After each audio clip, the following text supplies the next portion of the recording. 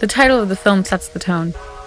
Versailles brings to mind France in the 18th century, a time where the 1% held almost all of the wealth, while the other 99% had practically nothing.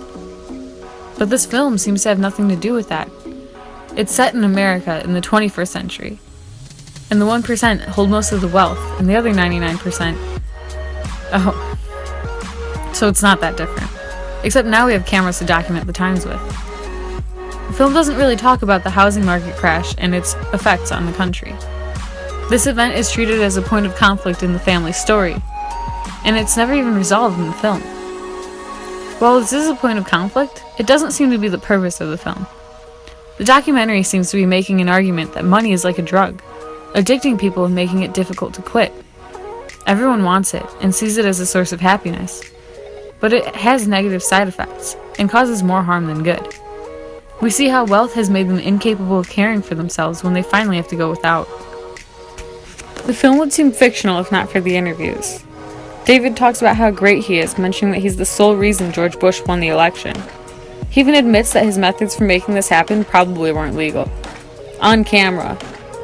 His family sees themselves as royalty that's above the law and goes by its own rules. There are literally oil paintings of David dressed in ornate furs. Their interviews are done on a throne. They have stuffed pets all over their house, and they're calling their new home Versailles for crying out loud. You can see throughout the film how much of collectors they are, needing multiple bathrooms and pets and nannies to show off their wealth. It's like their home is a nest of riches that they wrap themselves up in, never satisfied with less than the most. The authenticity comes from the evidence presented, and that goes for just about any documentary. It doesn't even have to show all sides of the matter at hand, just back up the one argument it's trying to make. One part that really stood out for me was when Victoria and Jonquil were talking about their perspectives, and how that all changed when they came into each other's lives. You can picture Jackie as Marie Antoinette. She graciously allows the nanny to take up residence in the small playhouse out back when she needs a break, even though the space barely allows room for a bed, and she never gets a break because Jackie's too busy spending money to care for her children. When I think of wealthy living, I visualize that typical glossy finish and everything sparkly. However, the raw look of this film strips away that division between the rich and poor. Obviously, the family is difficult to relate to, but we see them as they are, not as their shiny facade they put out for the public. It felt intimate, especially with the talking heads of Jackie that looked like she was talking through Skype or taking her own video diary.